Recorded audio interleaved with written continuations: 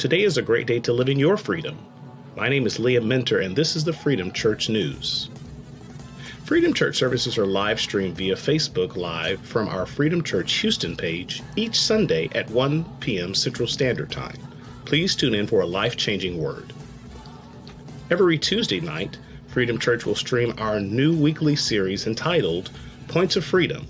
On our Facebook page each week, we want you to offer a short inspirational moment to continue to push you toward your place of freedom.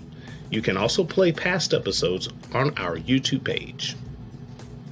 Wednesdays are for Bible study. Freedom Church joins forces with Pastor Marvetta Walker and our sister church, Fresh Wind Christian Fellowship, for weekly Fresh Lens Bible study on Wednesdays at 7 p.m. Central Standard Time.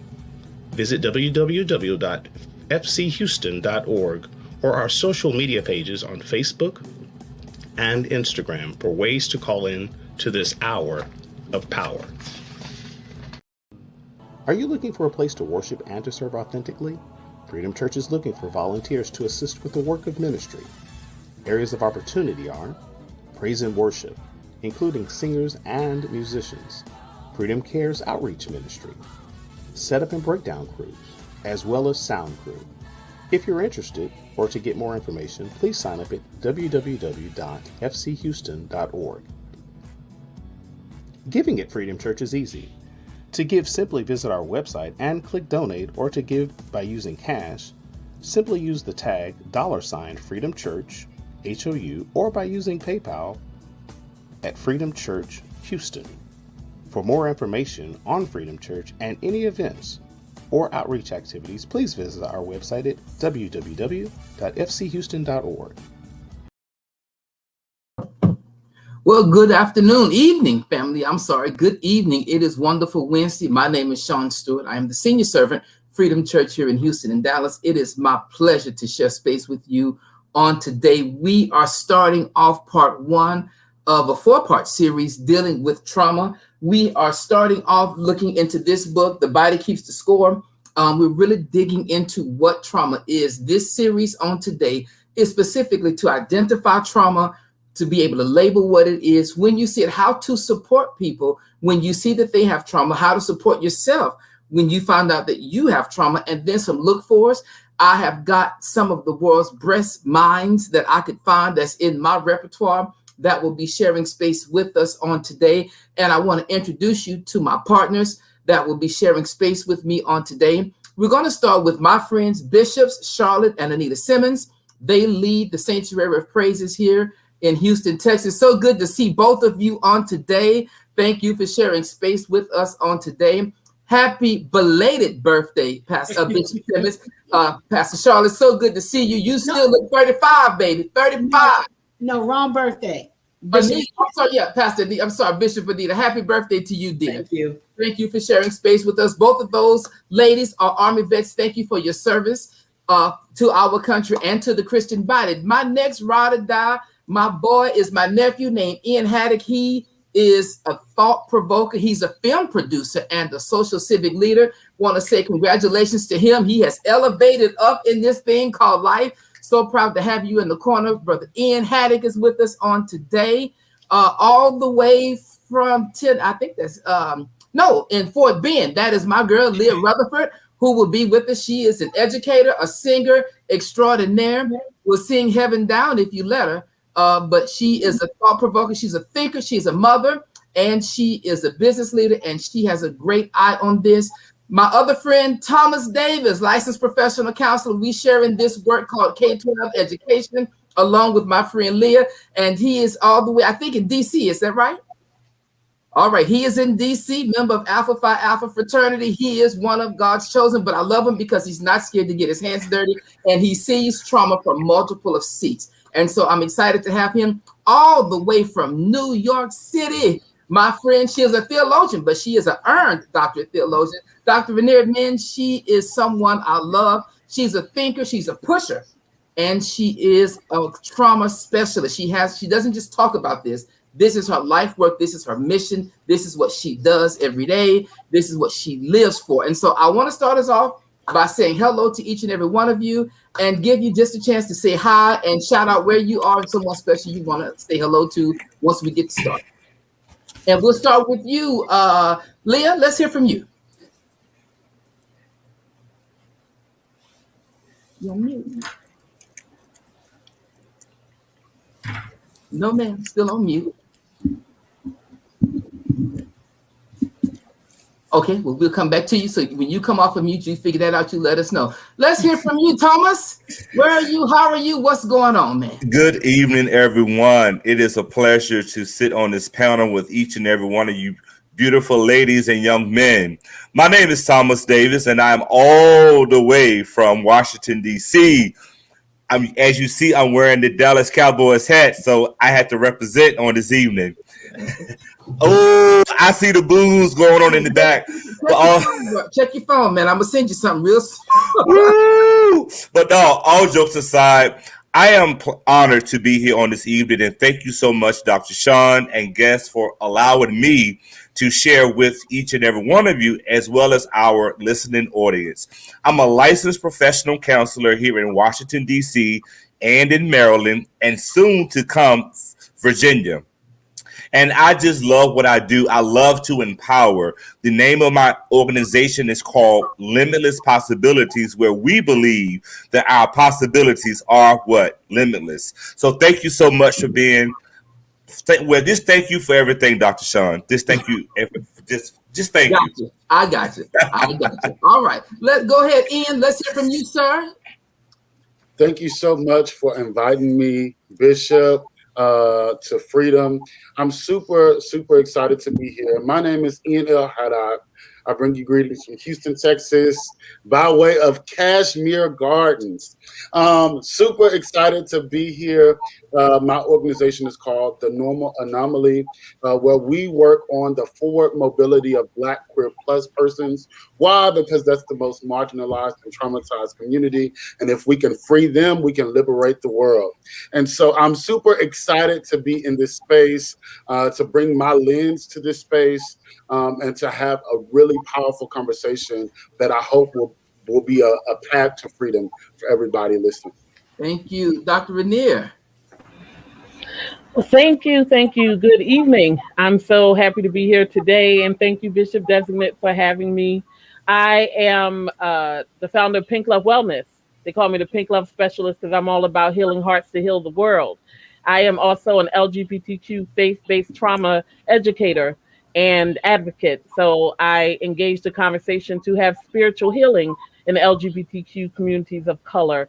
And on that note, I just want to say thank you again. I'm so honored to be with all of the esteemed guests and with all the listeners and viewers.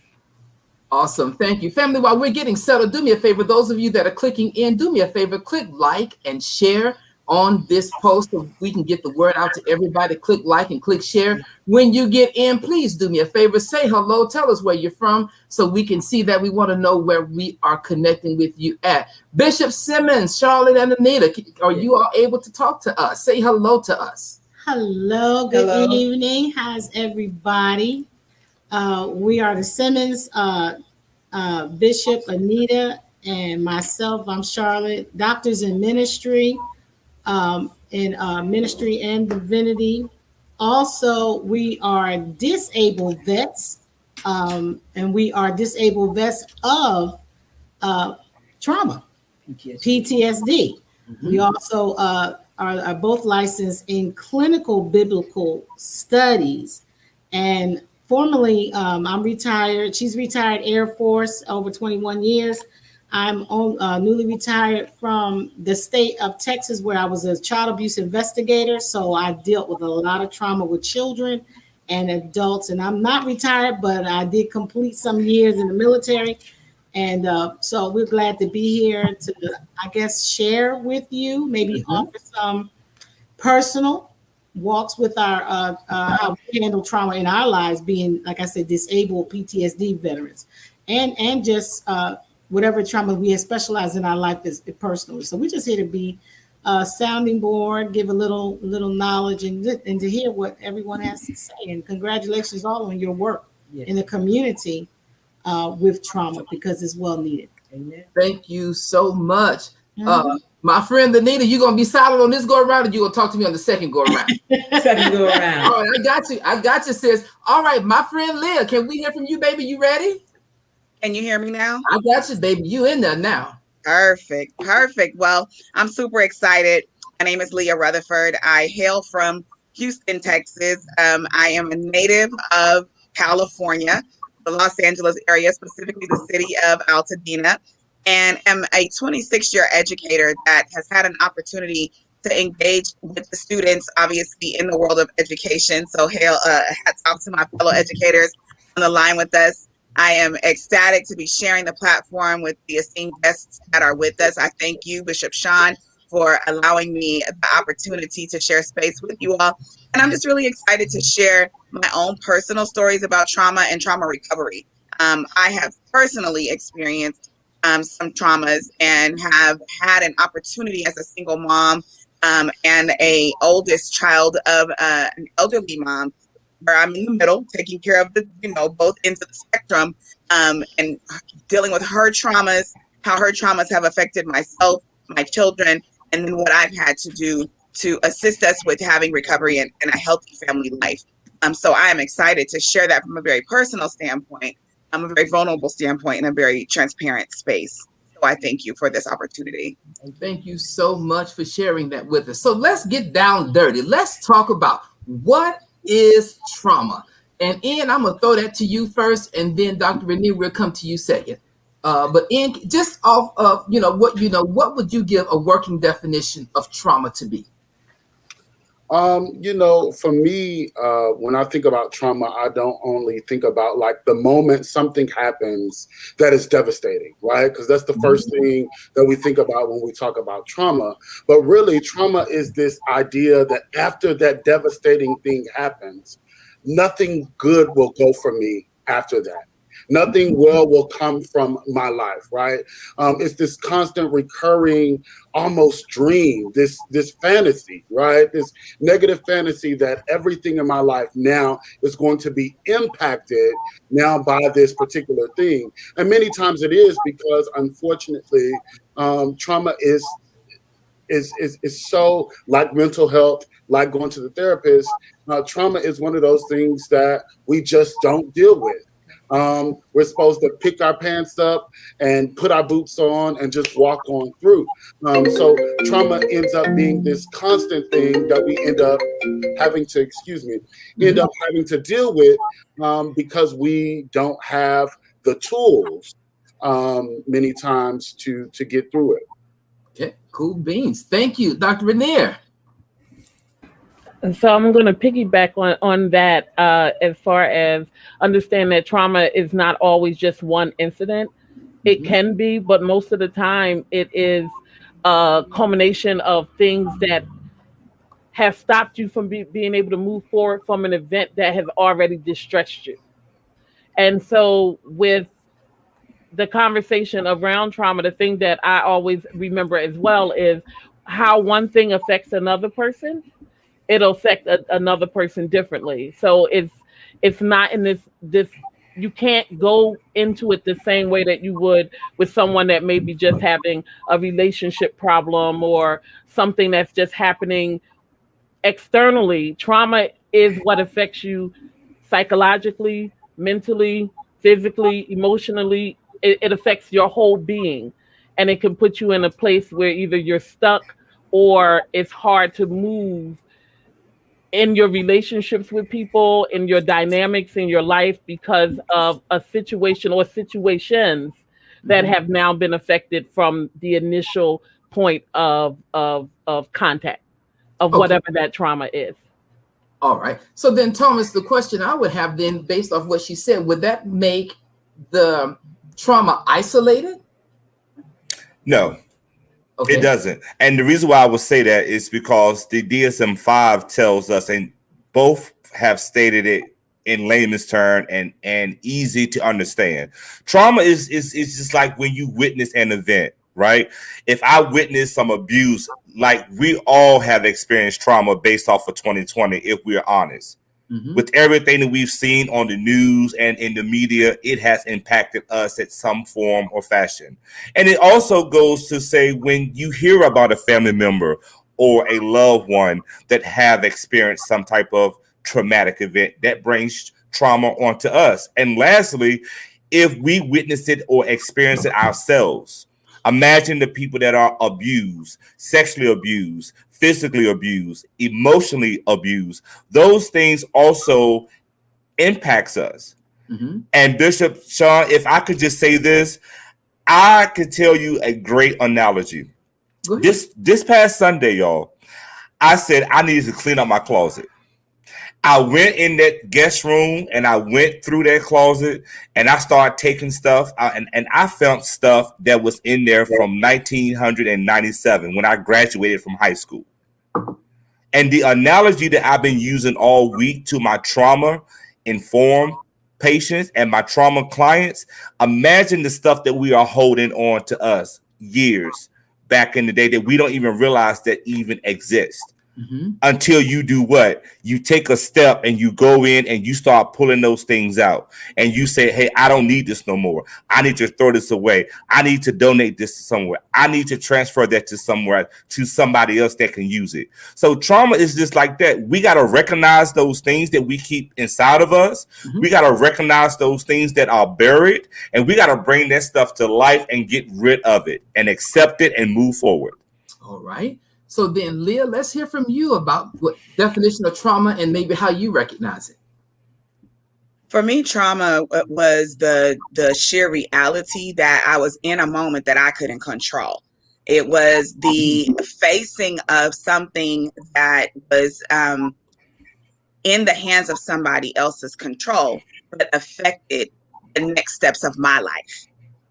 Okay. And so for me, the way that I see trauma is when you are unable to push through because of the control of another individual, whether it is their actions, whether it is their words, whether it is their capacity to control your mind, whether it is in a relationship abuse, whether that causes you to have a low self-concept, an inability to think, inability to even free yourself when you are in bondage. Those moments create trauma. And the especially, and for me, where there were children involved, the layers of the trauma was them in getting the transfer that they could based on my victories or could not based on my inability to come out of it, succeed through traumatic scenarios. For me, the most important thing is that they are able to see my trauma to triumph journey as two young ladies so that they know mommy went through it, but if she can do it, so can I. That fight for me was most important from the trauma scenario to ensure that they had tools and ammunition and an example. I modeled the expected behavior, and I had to choose to model that behavior, because definitely in moments of trauma, sleeping and never waking up was okay with me some days. Not that I would have ever inflicted the harm on myself, but had just fate allowed itself to play out in the way that I saw my peace coming, then would have left them in more trauma. So I'm grateful that I was able to be equipped through my processes to lead by example for my beautiful princess. Yes. Okay, so then let's get to Bishops, Charlotte and Anita, because Leah tagged something that's, I wrote it down because Leah, I'm going to preach that soon, and I'm going to give you credit now because I'm not going to send you an offering later. But that, what was it? To triumph, Trauma to triumph. Yes, I'm not giving you no offering on that, so I just want to go on the record for that. I've already hashtagged it, sir, on my page. That's fine. That's fine. So, Bishops, can you talk to us about that, from the trauma to the triumph, from your perspective, what you've seen, military, ministry, life, just something that would help us with that concept. But there will be. Sometimes communication plays a big part in those areas. When an individual cannot communicate what is going on in their lives, then it results into trauma within themselves. And because of that trauma, they were going to go deeper and deeper into that area. And to come out of that area, yes, we need a little bit more counseling and everything else. But the thing is, it stays with us. And then you have the area where we're asked not to speak about it, okay? And that flows in a lot of families. When there is something going on in your lifetime, then you need to get it out, but it's not a norm or a trend to communicate these things that's going on, or nobody wants to hear it, then you go into that trauma. Mm-hmm. That's good. That's good. As far as a personal look at it, you know, when you have a traumatic experience, you define it. Trauma is internalized, and the thing about your trauma, it's internalized. It can be very deep depending on where it stemmed, how it started. And you look at all the variables around that trauma that's not in favor of relief, or can be an asset to you keeping it internalized, because you feel like if you release, nobody's going to understand or believe it. So why take the time with it? Therefore, you grow as the trauma continues to grow in you. And then it takes something to trigger that trauma in order for it to pop. And if you never have that trigger, that will never happen to pop. Then like Bishop said, it's a communication thing. Something has to trigger that, be it in the hospital where you're seeing your doctor and they tell you you're diabetic and we got to get these numbers down. And then all of a sudden you have a crying spell, which is an outpour of a crying spell. This is what happened to me. And then the doctor looks and says, no, it's something underneath that layer of letting you know that you're a diabetic. It's something deep down that you're suppressing, and you have suppressed. And I need to help you find the help you need for someone to unscrew and unpop that cork. So once the cork is unpopped, then all the layers, all the deep down things that you have embedded from a 7-year-old kid to a 21-year-old woman and so on. And then when you get in the military, then there's more triggers. And so you need something to be a catalyst to pop that cork when it comes to trauma. And if you don't ever find that way, then the person that is traumatized will continue to internalize that trauma. They'll go on like nothing's wrong with them. You'll never know they have that trauma because it's so well disguised and embedded. That's talking point. Communication is the key to releasing, because the trauma is that deeply stressing or disturbing something that happened to you that you have not face to face, had a conversation with it. You had no avenues of how to let go of it. All you know is if I tell somebody, they're not going to believe me. So therefore, I'm just going to keep it internalized and I'm just going with life. And that's the very thing. And so let's go to Ian and Rainier together. When you look at this concept about triggers and if you'll excuse the expression, trauma shaming, because, you know, it is once you tell somebody, then you have to take that chance of being vulnerable and then being shamed if they take it somewhere, and then the recovery. So let's take a look at both of those, because Bishops really did open that cap. Renee, let's start with you on that concept. Still on mute there. Just for clarity, which part of the concept? Just it in its entirety? Yes, please. Well, and I have to get a little personal when I think about the conversation around the triggers, because often we don't even know that they're there until something happens.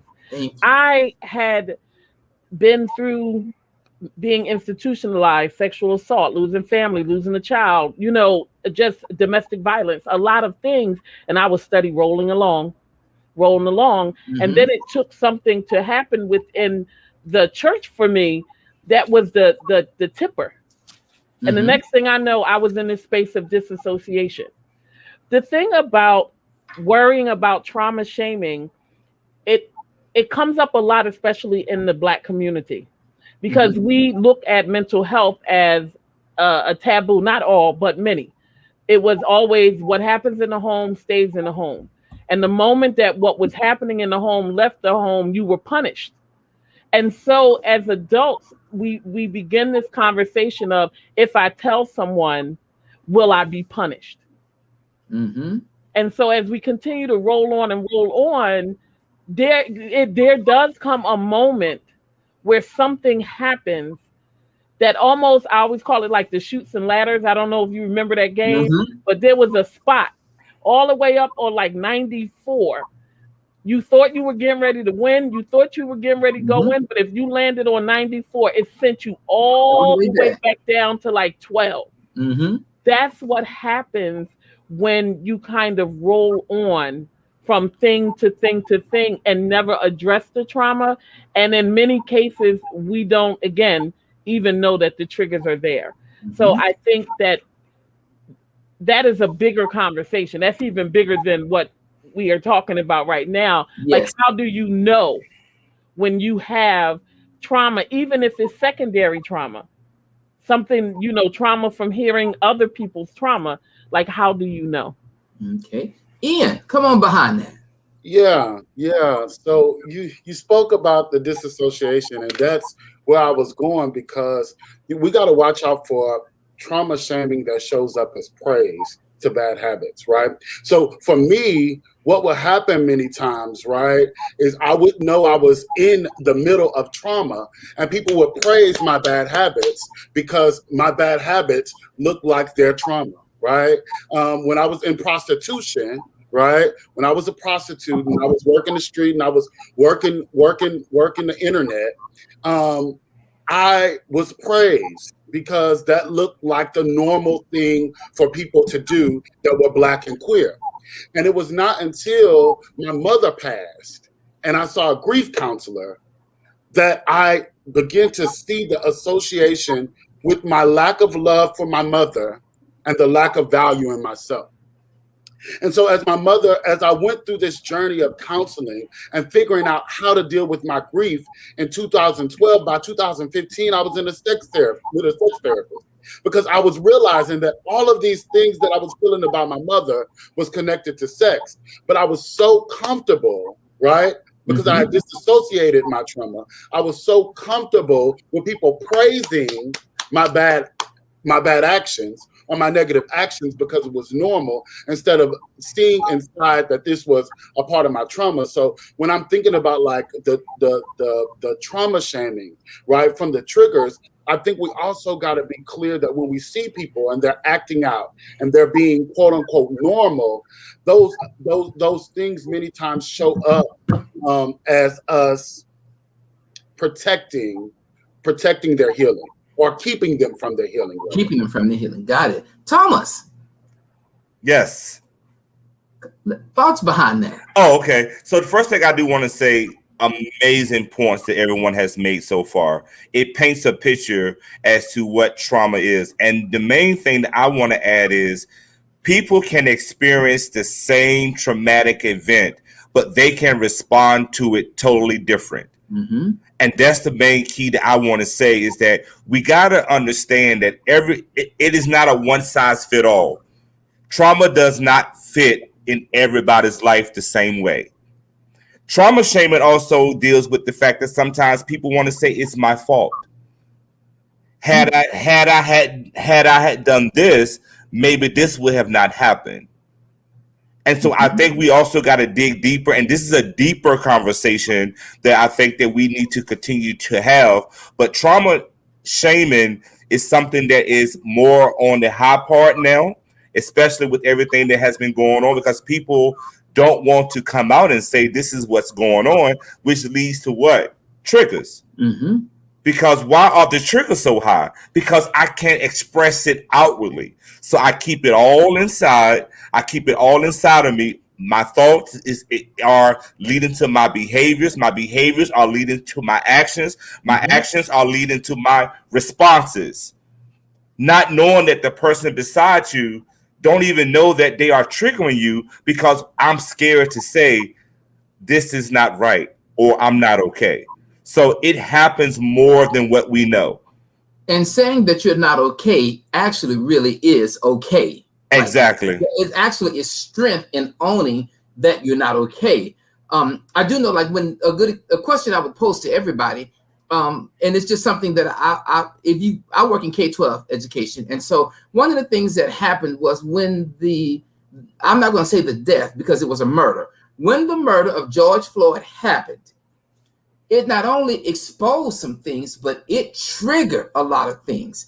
And one of the things that I found out is that talking to some of my friends are older than me or in the same age as I, that the biggest concern that they have wasn't for themselves, but they were having the conversations with their sons, their nephews, and their cousins about how if they leave home, the things that you should have to do in case an officer stops you. And so to me, is that something as you're talking about that definition, Thomas and Renee, is that what you're saying, that the trauma is the same, but everybody responds differently? You know, we all witnessed that. It's almost like the Synoptic Gospels. Everybody saw them crucify Christ, but everybody had a different observation point about how they perceived it. Is that kind of where you headed with? Is that what you're leaving us with? Yes. So I will jump in real quick and say, yes, I'm saying that. And it's also key to understand that we don't even know sometimes the past issues that has taken place. So the murder of George Floyd and the fact that there was a lot of police brutality going on could have triggered some things that has happened in that parent's life. Mm-hmm. And because when I was younger, I was driving down the road, and I love the bass and the speakers and the rims on the car. And when I'm not on set, I am normal. I'm driving with the do-rag and a wife beater on. But because I looked the quote unquote part, I had to get out of my car, be handcuffed, and they searched my car because I looked like I was up to something, when in reality, I was just being myself. So as parents get older, they don't want their child to experience that, because we are teaching our kids to speak up. We are teaching our kids to use their words. And sometimes our youth, when they are outside of our view, they're going to use their words plus a few adjectives that they probably shouldn't say. And their parent is not going to be there to support them. And when someone knows their child or they know their friend, they get worried. That also builds up anxiety as well. On top of the trauma, adding anxiety on top of fear. Got it. And so then I want to spiral us back to, thank you, Thomas, to Leah. Leah stated something that we didn't really, I want to circle back to. When you were talking about, most times when we talk about trauma, we always talk about, the hidden things, but you talked about something, you really said something in the church, what we would call generational, because you talked about it to you, your mom, you, then the girls. And so you talked about the journey. When you say that journey, when you talk about the positives of the triumph, what did that work look like for you? How did you dig into that? How did you realize that, in Ulysses' expression, you were sitting in the middle of a hailstorm called trauma? Like, how did you get to that? Well, as I stated in the first moment of the segment, when I knew that I preferred to just not wake up, I knew that I was experiencing something that was way bigger than me. And for those who know me, I'm a very positive person, extremely optimistic person. I can see a silver lining in any situation. And so to be up under a heavy weight that allowed me to sink to a space where if I just don't wake up, I'll be better. That allowed me to know that I was in a very dark place. And part of my story is that I had my second child at age 40. And that led to me having a lot of weight issues, because on top of having her, once I had her at 4 months old, I got divorced. I then went from being a married mom of one to a single mom of two and the caretaker for my own mother, who had lost everything and moved in with me with no income. So you can imagine how my world kind of turned upside down. At 40, having a baby, now I'm overweight, I'm uncomfortable, and it just was a spiral. And once I came to some awarenesses about what my family was facing, what I had to do was be vulnerable, because y'all mentioned something earlier that is critical, and that's the taboo. When you're in trauma, there's something happening in your household, you can't tell nobody. And you learn that as a child. So as I started seeing some things that were happening, especially with my mom, that affected, not to mention my family life was impacted by separation, the divorce, etc. But then I came to some awarenesses about my mother that were shocking. And when that happened, I didn't know who to tell because that's my mom. I didn't know who to tell because she had this upstanding idea, upstanding image, upstanding character. You know, who could I actually go to process this? And it started with me asking some of my family, you know, did you know this? And I was like, how come nobody informed me? And that was the part of it for me. It was the unveiling of like, oh my God, I am in a serious situation and it is downward spiraling very, very fast. And I have no control over it because I don't even know where I am. Mhm. And so it then became the process of digging myself out of that. Like, now what do I do to unveil this, to uncover this?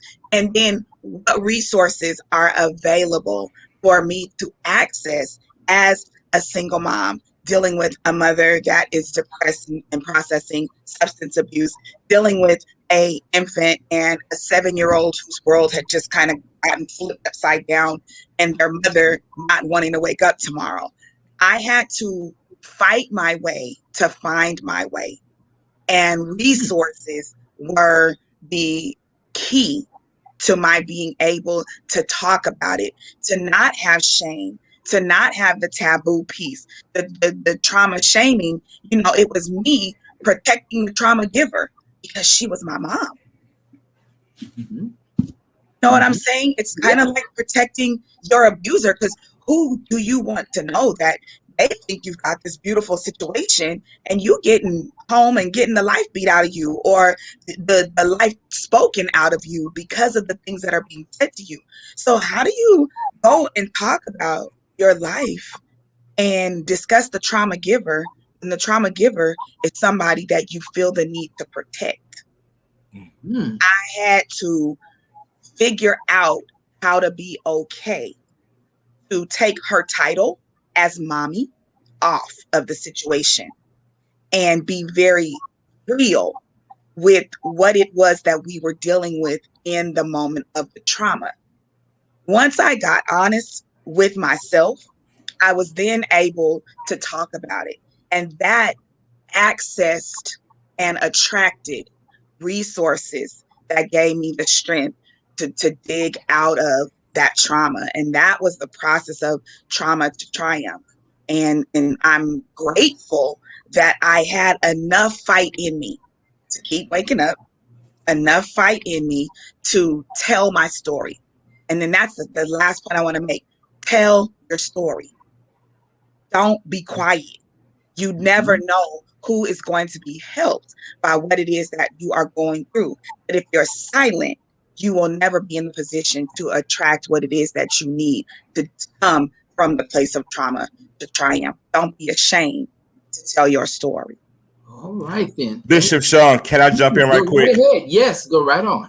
Leah, you are helping somebody on tonight because you are breaking those chains. You are releasing some pressure off you even now.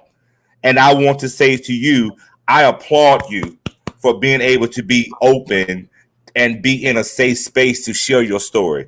What you also highlighted to our listening audience is something that we call historical trauma and generational trauma. And what that is that this is something that repeats itself from generations, through cultures, through family histories. A lot of that takes place with incest, things that we don't like to talk about. That's that generational trauma. It happened to me, so let me do it to someone else. It happened to them, and that's that repeated behavior. So what you just explained to our listening audience is something that we as trauma-informed therapists focus on, breaking those generational curses, and that's in layman's terms. Let's make it plain. Because trauma takes place, even when it comes to how we reprimand our children. Sometimes we thinking the spanking and the beating, but there's a difference in reprimanding, and there's a big difference in beating your child. Mm-hmm. Exactly. And those are called generational traumas, historical traumas. So thank you so much for sharing that. I had to jump in. I'm so sorry, but that was good. You're fine. You're fine. I wanted to circle back to bishops and talk about PTSD and how they found out what was going on, if they could share, and then some of the things that they found that helped them get through the process. A lot of times we send our family and friends over to serve in the military, and the person that left us is not the person that returns to us.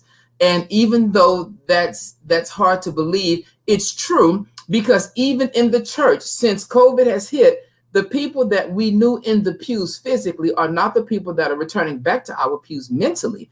And some people are struggling with, when they come home, they're empty chairs, or the person that they love is home, but emotionally they're not there. And so I want to just dig a little bit into the trauma of the PTSD and how did you identify it, and just some look for us and some things that we could hear that would help us glean.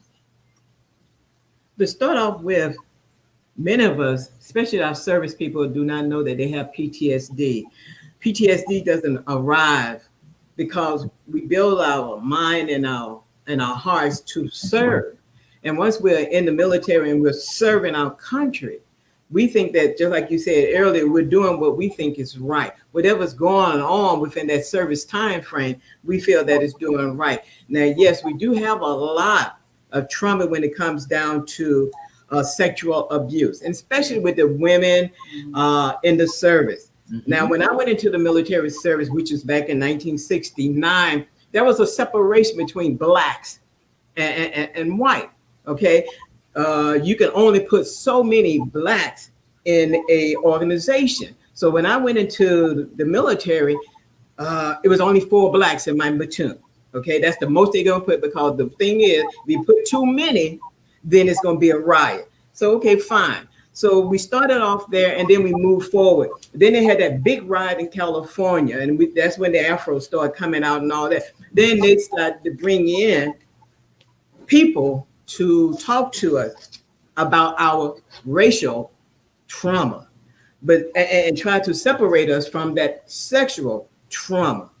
And when I came out of the military and became a recruiter myself, when I came from overseas to be a recruiter myself, I had to let the women that goes into the military, let them know you are not subject to any man's beck and call. You are not their prostitute. You are not their, excuse the expression, whore. You are none of those things. You are individual. Don't ever let anyone sideswipe you into doing something that you feel or they pressure you into doing.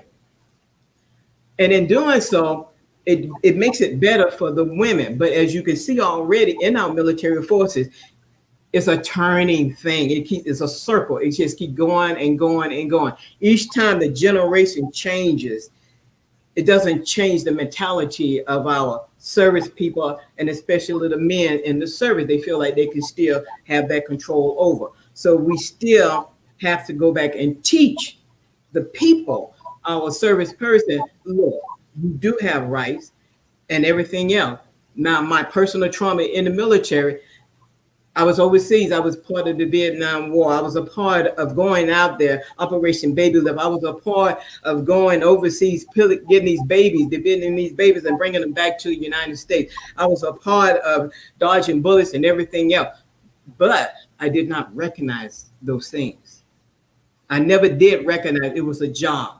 And in the process of doing that job, I did it without recognition of my trauma. Now, once I came out of the military, once I have finished, I still didn't recognize it. Somebody had to bring it to my attention. Whatever it was that triggered that button as I was going to the VA, it came alive. And once they saw it, and I get through communication again, someone sat down and talked with me. And in the process of talking with me and observing me, they realized, you need to go see somebody on the 6th floor. Okay, not the 6th floor. Yeah, the special floor. Yeah, not knowing that I was at that breaking point in my life, and we're talking, in the ages of 40 and 50 years old. Well, not 50 yet, but in that particular time frame. So I'm saying, oh my goodness, you know. So I go to the 6th floor and we sit back and they put it all through. Now they put us in a group and everything else. But I look at it and I say, okay, I'm in this group, but these are all sexual trauma women. Mm-hmm. This group doesn't help me for the killing and everything else that I've seen. But I'm gonna be in there for the women that are in there for the sexual trauma. So PTSD, you all understand that the acronym stands for post-traumatic syndrome disorder. Yeah. And PTSD is not just military related, it's the result of anything that was very traumatic, like I said, deeply traumatic in the situation that you became a part of. But one thing in understanding PTSD in the trauma spectrum, you have to understand it falls into 3 broad types. It's reliving it, avoidance, and increased arousal.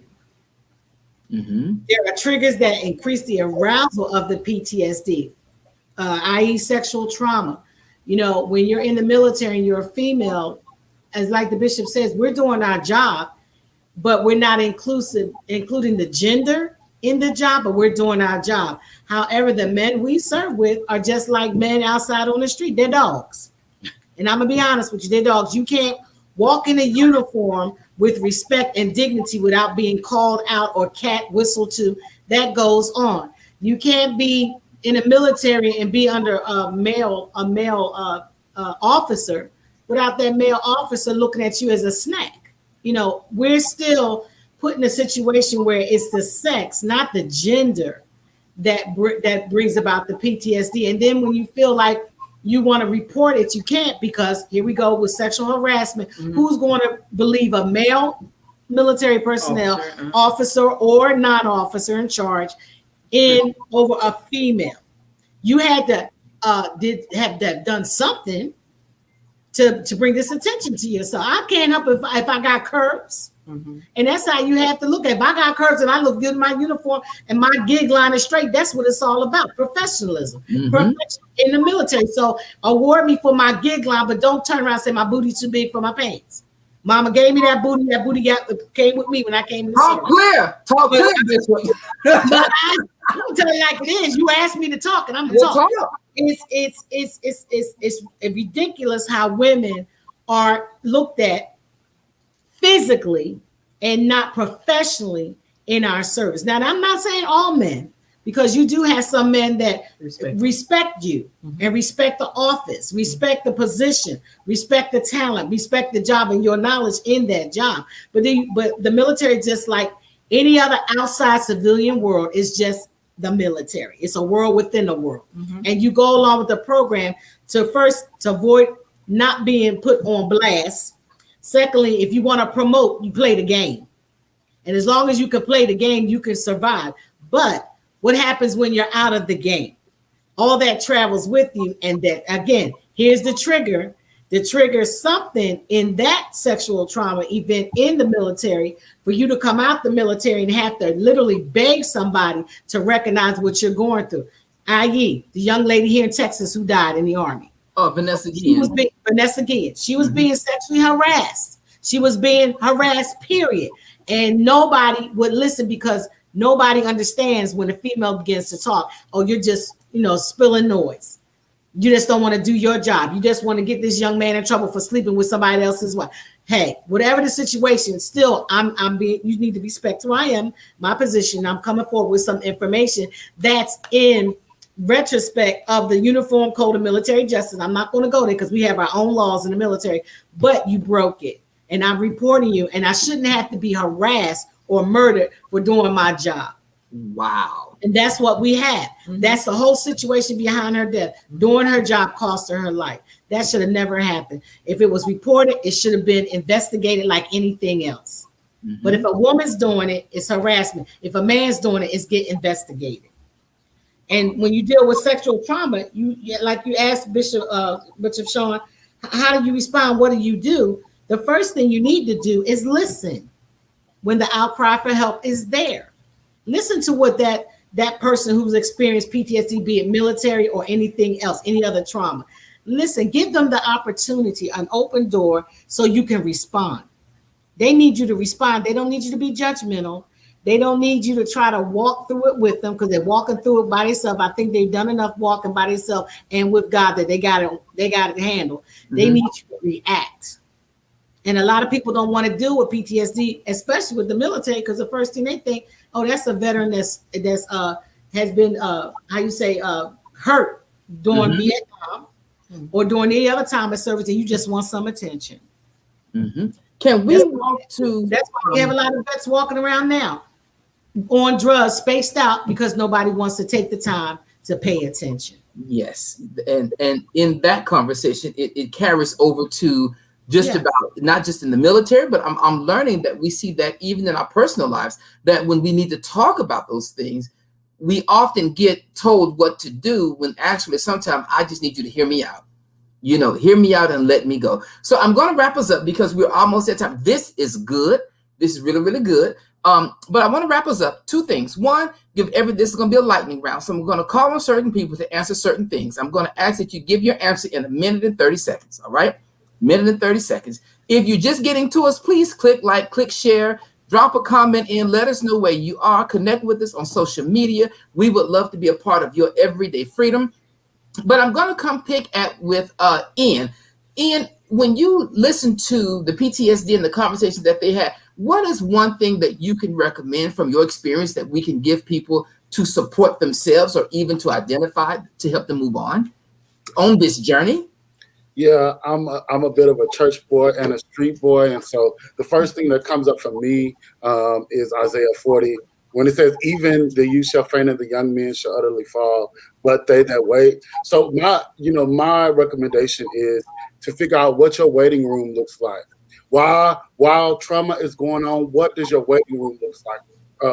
What are you learning? Who are you talking to?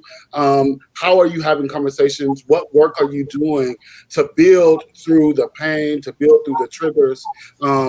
Get your waiting room together would be what comes up for me. All right.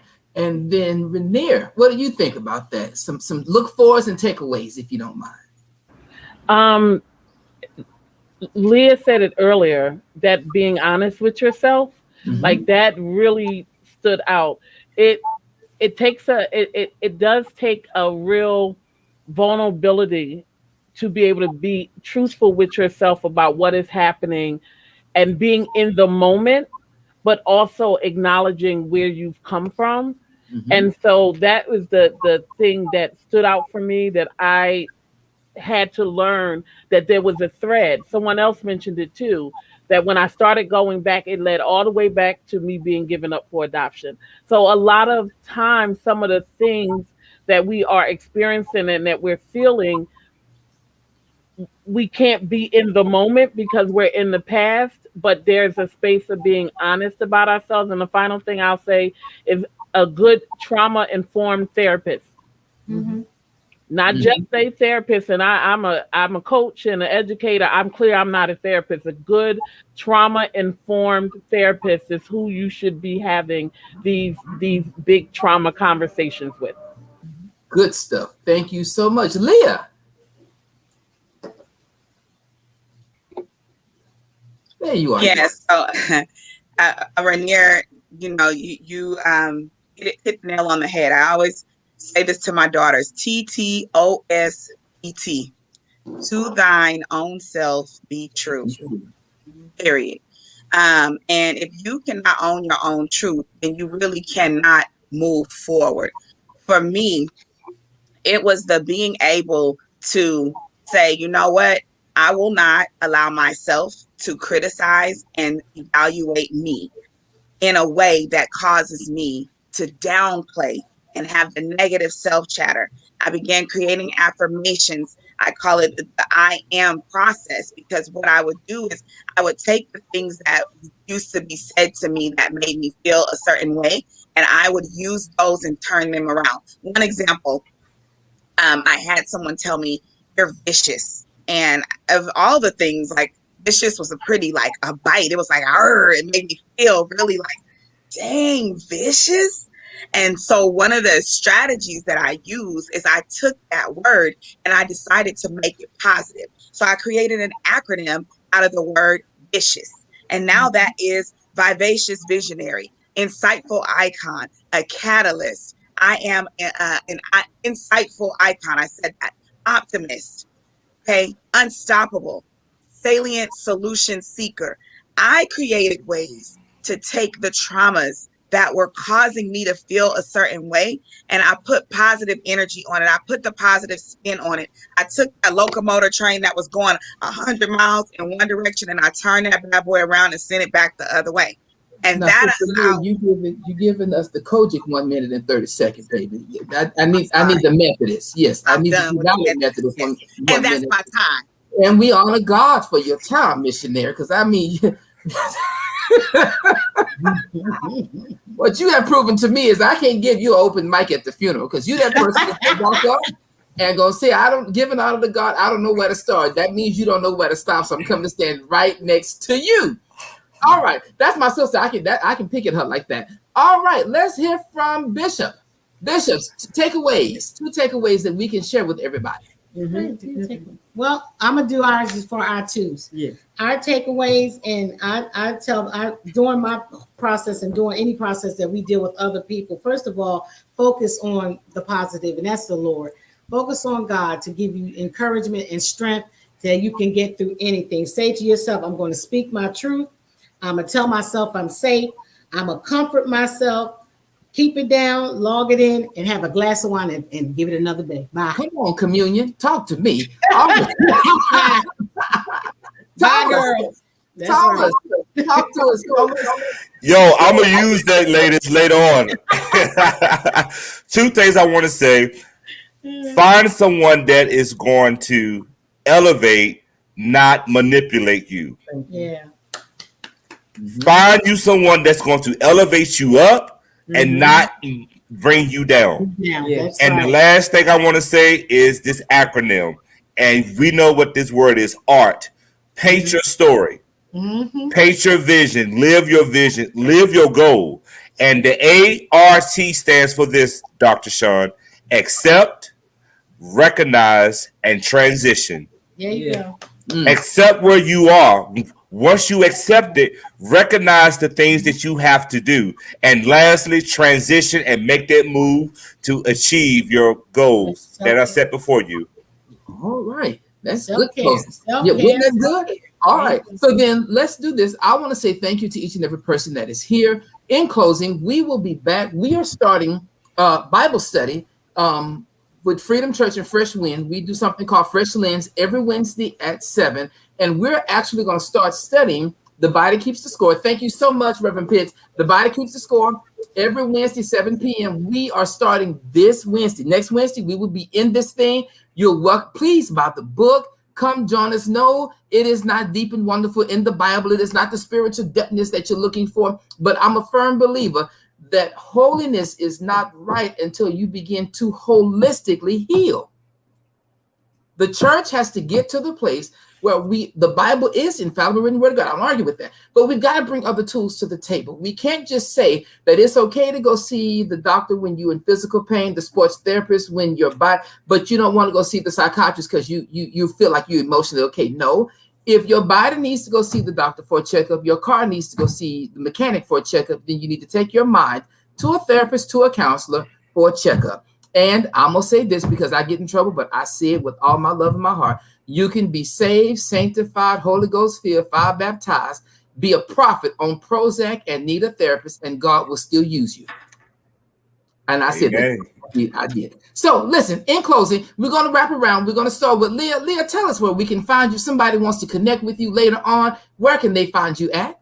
Absolutely. LeahRutherford.com, 888-339-1289. Thank you so much. Thank you for sharing space with us. Ian, come on, talk to us, nephew. Where can we find you at?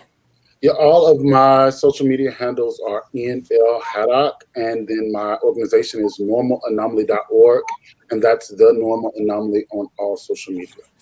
Awesome. Thank you so much for sharing space with us. Thomas, talk to us, man. Where can we find you?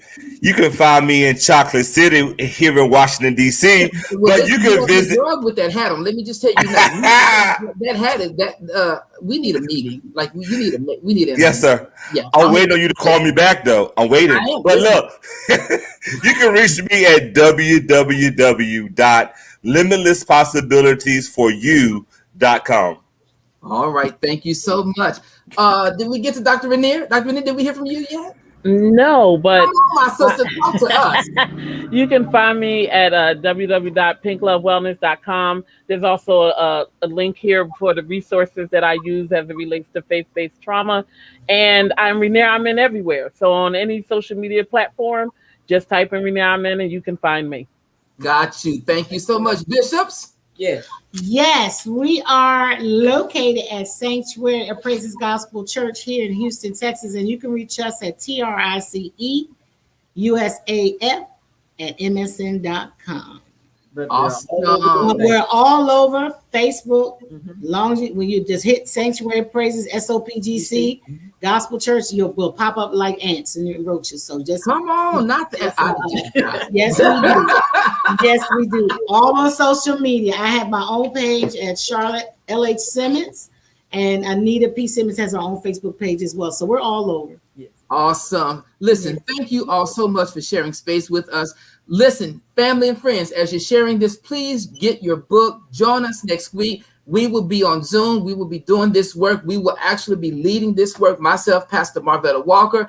And in each Bible study, we will actually have a therapist on the call with us in Bible study. So as we're working through this process and we hit a hiccup or we found a mountaintop that you're just having issues climbing, we actually have someone. And let me say this, they're not just friends. They are credentialed therapists. They aren't just someone that we can call. These are people who have licensures, not certifications, licensures that you can go and check that if something is, if you want to be sure who they are, they're there, and that the conversation you have is kept between you and them. But we are intentional about building you up so your healing takes place, because until you get healed, the rest of us can't go forward. We got to have everybody on the bus ready to go when the healing takes place. Listen, my name is Sean Stewart. I am the senior servant, Freedom Church here in Houston and Dallas. It has been my pleasure to share space with each and every one of you. Catch us in the near future. We've got 3 more sessions of this coming, and I promise you, you don't want to miss it. Until next time, you are free to live. Amen. See you later. Love you. Bye.